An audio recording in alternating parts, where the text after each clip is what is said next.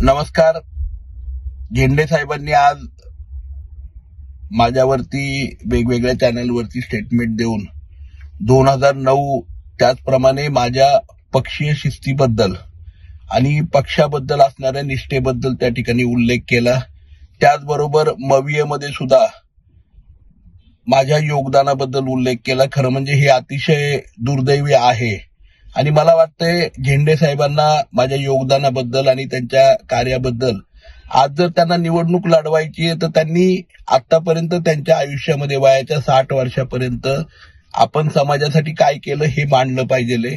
आपण निवडणूक लढवणार आहात तर आपण काय करणार आहात हे मांडलं पाहिजे. दुसऱ्यांच्या वरती बोट दाखवायच्या ऐवजी ज्यावेळेस तुम्ही दुसऱ्यांवरती बोट दाखवता 4 बोट तुमच्या स्वतःकडे असतात.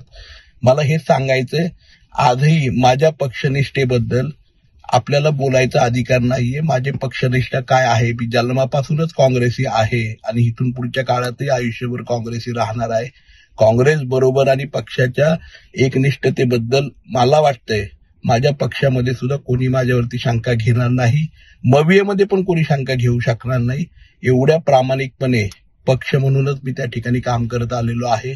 2009चं उदाहरण आपण त्या ठिकाणी लोकांना देताय, परंतु मला त्या ठिकाणचं सिच्युएशन 2009चं वेगळं होतं, 2019चं वेगळं होतं, 2024चं वेगळं होतं. सातत्याने पक्षनिष्ठा आणि पक्षशिस्त याच्या बाहेर कधी आम्ही काम केलेलं नाहीये. आणि विनंती मला झेंडे साहेबांना करायची आहे, आपल्या स्टेटमेंटच्या माध्यमातून आपण खऱ्या अर्थाने विरोधकांचे एजंट म्हणून काम करू नका. तर आपल्याला काम काय करायचंय आणि आपण वयाच्या 60 वर्षापर्यंत रिटायर होईपर्यंत काय योगदान आपण आपल्या भागासाठी दिलं हे सांगितलं तर जास्त बरं होईल. एबीपी माझा, उघडा डोळे बघा नीट.